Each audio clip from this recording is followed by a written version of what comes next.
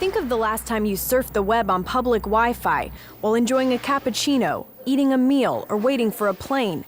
Now think of the information you entered, your password, credit card, maybe even your social security number. Anytime you're using public Wi-Fi, chances are there's a hacker nearby with their own laptop trying to steal your information. Anything that is programmable is hackable. Now, that being said, we live in a world where you can't just say, I'm going to forget the digital age, right? Just like you can't prevent crime, but what you can do is not make yourself a target. Brian Krallis is vice president of SurMD, a company specializing in cybersecurity. He warns that if someone wants to steal your information, it's not hard to do. You could literally take anybody who understands even a little bit about computers, and if they were to do a search on the internet, within 10 minutes, they could have an exact list, step by step, of how to hack a public Wi-Fi. Armed with that information, we decided to see for ourselves by asking an ethical hacker to snoop on my computer in a coffee shop.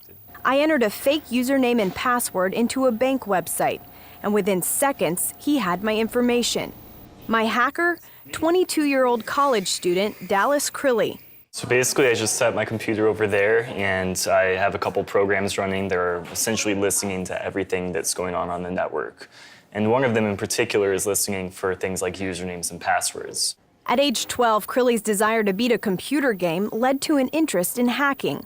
There was a game called Neopets, and I'm the type of person that wants to be the best at everything, and so I figured out the way to win at Neopets optimally would be to create programs that played the game for me. And so I started going on forums and talking to people who had no idea that I was 12, learning the tricks of the trade, and eventually I was making money in my sleep on Neopets writing these programs. And from there, some of these same people that I met online were hackers, and I started learning more and more about that. He jokes that he uses his powers for good. At 14, he helped small businesses protect themselves from hackers, and now designing secure business websites. The assumption that you're going to be safe is the biggest security hole in any network or any institution. The most common stolen information: credit cards, usernames, passwords, and sensitive emails. It can happen anywhere, and it doesn't take somebody sinister or somebody who looks like maybe they're a terrorist from another country hacking into your system. It's happening all over the place. Something else to be aware of, the growing number of fake public Wi-Fi networks set up by hackers. Cell phones can be many what we call Wi-Fi hotspots. And so somebody could be sitting here, they could be sitting in a Starbucks, wherever, and they could set up their network, but they can name it whatever they want.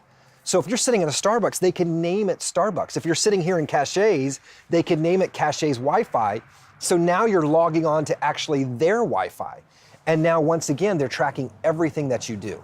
Experts like Krallis and Crilly stress that the best way to keep your information safe is to assume that it's always at risk. Caitlin Burke, CBN News, Dallas, Texas.